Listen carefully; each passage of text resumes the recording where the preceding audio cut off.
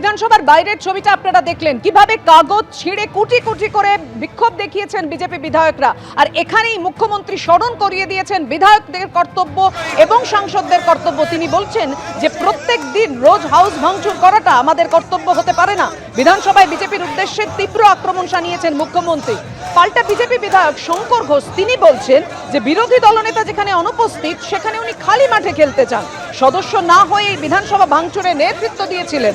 বিধানসভায় দাঁড়িয়ে মুখ্যমন্ত্রীকে পাল্টা জবাব দিলেন শঙ্কর ঘোষ। ওনার দলের মন্ত্রী ফিরহাদ হাকিম সাহেব তিনি ধর্মান্তকরণের কথা বলেছিলেন মিনি পাকিস্তানের কথা। সেই মুখ্যমন্ত্রীর কোনদিন চেয়ারের মর্যাদার কথা মনে পড়েনি। আজকে হঠাৎ করে ওনার বিরোধী দলনেতার চেয়ারের মর্যাদার কথা মনে পড়েছে।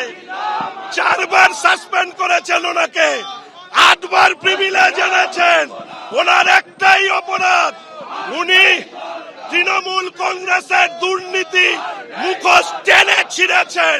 আমাদের ভয় যে বিরোধী দলনেতাকে বিধানসভার ভেতরে খুন করা হতে পারে, এই পরিকল্পনা তৃণমূল কংগ্রেসের সরকার করছে। তার জন্য আজকে ট্রায়াল হিসাবে কালো জামা পরিয়ে আমাদের মতন একজন ব্যক্তিকে বিধানসভার ভেতরে প্রবেশ করানো হয়েছে। কলকাতা পুলিশের নিরাপত্তা নিয়ে ওই ব্যক্তি ভিতরে ঢুকেছিল। এই রকম ব্যক্তি দিয়ে পরবর্তীকালে বিধানসভার অভ্যন্তরে বিরোধী দলনেতাকেও খুন করবার পরিকল্পনা এই সরকারের থাকতে পারে বলে আমাদের মনে হচ্ছে।